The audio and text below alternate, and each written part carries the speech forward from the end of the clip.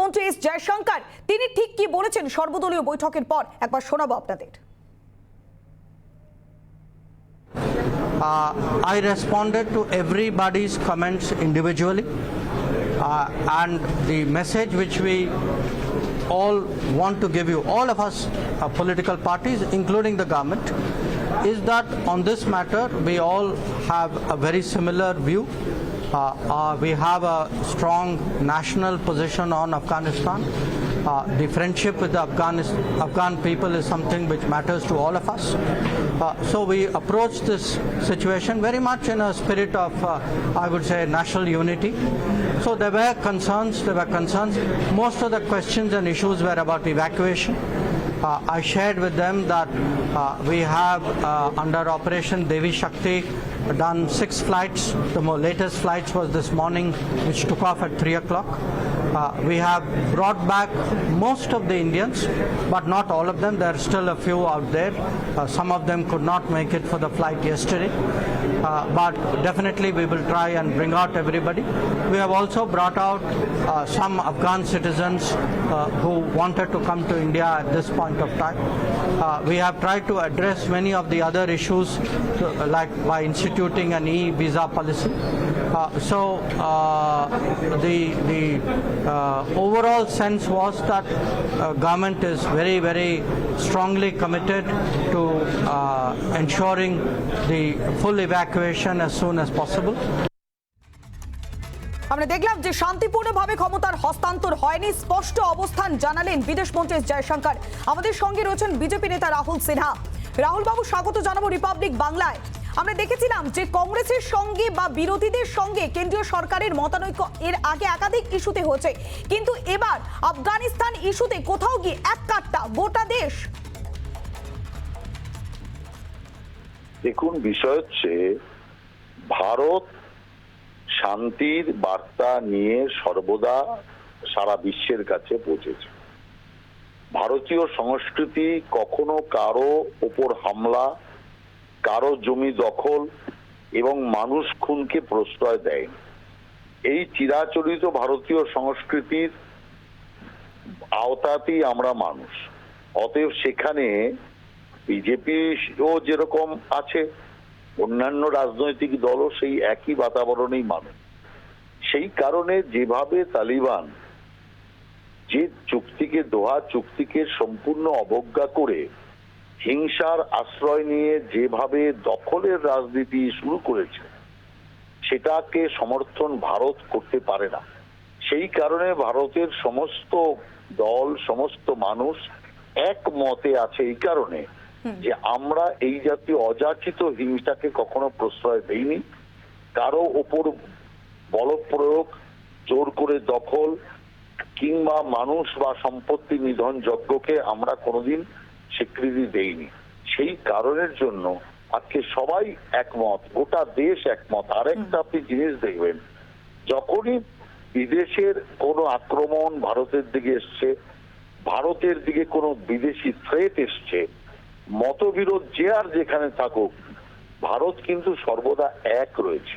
এটা আজকে নয়, এটা আগে থেকেই আমরা দেখে আসছি।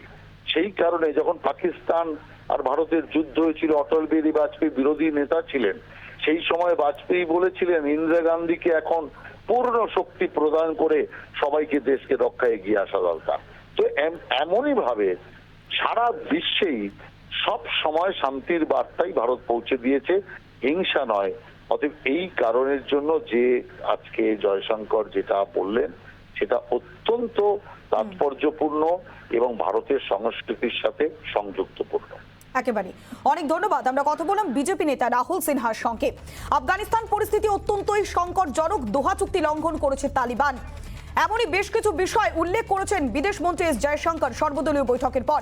আমরা আবারও যাব নিউজ রুমে আমাদের সিনিয়র এডিটর অনির্বাণ সিনহার কাছে। অনির্বাণ, প্রথম থেকে আমরা দেখেছিলাম যে প্রধানমন্ত্রী নরেন্দ্র মোদী তিনি বলেছিলেন যে কোনো বিভেদকামী শক্তি ক্ষমতার বলে যদি সাম্রাজ্য বিস্তার করে তা ক্ষণস্থায়ী, তা দীর্ঘস্থায়ী হতে পারে না। এবং আজও আমরা বিদেশ মন্ত্রী এস জয়শঙ্করের মুখে শুনলাম ঠিক একই ধরনের ঘটনার পুনরাবৃত্তি বা একই কথার পুনরাবৃত্তি। কেননা তিনি বললেন যে শান্তিপূর্ণভাবে ক্ষমতার হস্তান্তর হয়নি।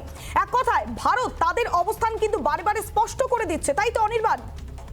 একেবারেই পৌলমী, তুমি যে কথাটা বলছিলে, প্রধানমন্ত্রী নরেন্দ্র মোদী যেরকম সাধারণভাবে বিদেশ নীতির ক্ষেত্রে ভারতের যে নীতি বা আদর্শগত অবস্থান তার কথা বলেছিলেন, যে কোনো বিভেদকামী শক্তি বা সন্ত্রাসবাদী শক্তি যদি ক্ষমতা দখল করে তা দীর্ঘস্থায়ী হয় না, সেই জেনারেলাইজেশন অর্থাৎ সাধারণীকরণকে একেবারে স্পেসিফাইড করলেন, অর্থাৎ নির্দিষ্ট করলেন এস জয়শঙ্কর আজকে, যে দোহা চুক্তি অনুযায়ী শান্তিপূর্ণভাবে ক্ষমতা দখলের পথে অর্থাৎ ক্ষমতা হস্তান্তরের মাধ্যমে সরকার তৈরি করার পক্ষে, স্থায়ী সরকার তৈরি করার পক্ষে যায়নি তালিবানরা, এক, এবং দুই, সরকার তৈরি করার ক্ষেত্রে স্থায়ী অথবা অস্থায়ী অন্তর্বর্তী যাই হোক না কেন তারা সব পক্ষকে নিয়ে কোনো আলোচনার জায়গাতেই হাঁটেনি, এবং সেটা করেনি বলেই, দোহা চুক্তিকে তারা মান্যতা দেয়নি বলেই সাধারণভাবে তালিবানদের এই শাসনকে ভারত কি বৈধতা দিচ্ছে না, এই প্রশ্নটা কিন্তু উঠে যাচ্ছে। একটা বিষয় মাথায় রাখতে হবে পৌলমী, যে এই মুহূর্তে আফগানিস্তানে আটক ভারতীয়দেরকে দেশে ফেরানোর কাজ চলছে, ফলে এই মুহূর্তে যে কূটনৈতিক সম্পর্ক অত্যন্ত সরু সুতোর উপর ঝুলছে সেটাকে ছিন্ন করা, অর্থাৎ আফগানিস্তানে আটকে থাকা ভারতীয়দের দেশে ফেরাকে আরও বেশি অনিশ্চিত করে তোলা, তাদের আফগানিস্তানের জীবনকে আরও বেশি সন্ত্রস্ত করে তোলা। সুতরাং সেদিকে না হেঁটে, সেই আতঙ্ক তৈরির জায়গাতে না হেঁটে, এখনও পর্যন্ত ভারত সরকারের তরফ থেকে ব্যালেন্সড বিবৃতি, একদিকে আফগানিস্তানে তালিবানদের শাসনকে কোনোভাবে স্বীকৃতি বা বৈধতা ভারত যে দিচ্ছে না, আন্তর্জাতিক চুক্তি লঙ্ঘন করে যে তালিবানদের এই ক্ষমতা দখলের চেষ্টা, সেটা মনে করিয়ে দেওয়ার মাধ্যমে এই স্বীকৃতি দানকে যেরকম অন্তত ভবিষ্যতের জন্য ঠেকিয়ে রাখা, অর্থাৎ ভবিষ্যতের দিকে ঠেলে রাখা, এই মুহূর্তে ভারত সরকারের তরফ থেকে অফিসিয়ালি কোনো স্বীকৃতি না দেওয়া, অন্যদিকে দেশের আটকে থাকা নাগরিকদের, ভারতীয়দেরকে ফেরানোর ক্ষেত্রে অন্তত যাতে একটা অন্তত সাধারণ কূটনৈতিক সম্পর্ক থাকে, তাদের ফেরানোর ক্ষেত্রে যাতে অন্তত একেবারে অনির্বাণ, তুমি আমাদের সঙ্গে থাকো, আমাদের সঙ্গে রয়েছেন তৃণমূল সাংসদ সৌগত রায়। সৌগত বাবু, স্বাগত জানাবো রিপাবলিক বাংলায়। আমরা দেখলাম যে আফগান পরিস্থিতি নিয়ে, আফগানিস্তানের যে সাম্প্রতিক পরিস্থিতি নিয়ে অত্যন্তই উদ্বেগজনক। বিদেশ মন্ত্রী এস জয়শঙ্কর তিনি উদ্বেগ প্রকাশ করে জানিয়েছেন যে দোহা চুক্তি লঙ্ঘন করেছে তালিবান, শান্তিপূর্ণভাবে ক্ষমতার হস্তান্তর করা হয়নি। এক্ষেত্রে তৃণমূল কংগ্রেসের প্রতিনিধিও আজ এই সর্বদলীয় বৈঠকে উপস্থিত ছিল। আপনাদের পক্ষ থেকে কি অবস্থান গ্রহণ করা হয়েছে? আপনারাও কি একমত বিদেশ মন্ত্রীর সঙ্গে বা কেন্দ্রীয় সরকারের সঙ্গে এই ইস্যুতে? 3 ঘন্টা মিটিং হয়েছে এক্সটার্নাল অ্যাফেয়ার্স মিনিস্টারের সাথে, ওরা একটা আফগানিস্তানের পরিস্থিতি নিয়ে প্রেজেন্টেশন দিয়েছেন। আমরা মূলত তৃণমূল কংগ্রেস থেকে বলেছি যে আমরা এই আফগানিস্তানের ব্যাপারে সরকারের সাথে একমত থাকব, সহযোগিতা করব, এক আওয়াজে কথা বলবো, কিন্তু আমরা চিন্তিত যারা ভারতীয় নাগরিক ওখানে আছে, এমনকি বাংলার নাগরিক যারা ওখানে আছে, ওদের কি করে ফেরত আনা যায়, এবং ভারতবর্ষের যে বিনিয়োগ ওখানে আছে কি করে সেটাকে রক্ষা করা যায়। তা সরকার থেকে জানিয়েছে যে এখনো ফেরত আনার ব্যাপারে যা যা পদক্ষেপ ওরা নিয়েছে সেগুলো জানিয়েছে। সরকার বলছে ওরা 24 ঘন্টা নিয়েই কাজ করছে, আর এখনো বিনিয়োগের ব্যাপারে কিছু বলা যাচ্ছে না, তার কারণ আফগানিস্তানের পরিস্থিতি পরিবর্তনশীল। তার ফলে সরকারের পলিসি এখন হচ্ছে ওয়েট অ্যান্ড ওয়াচ, ওরা এখনই সিদ্ধান্ত কিছু দেয়নি।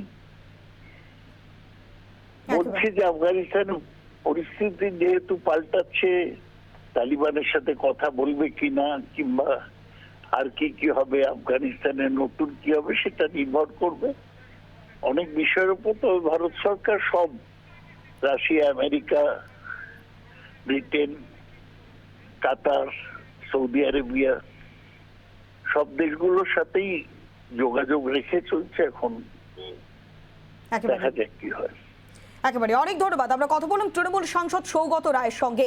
আজ সর্বদলীয় বৈঠকের পর ভারতের কূটনৈতিক অবস্থান কি হবে তাও স্পষ্ট করেছেন বিদেশ মন্ত্রী এস জয়শঙ্কর।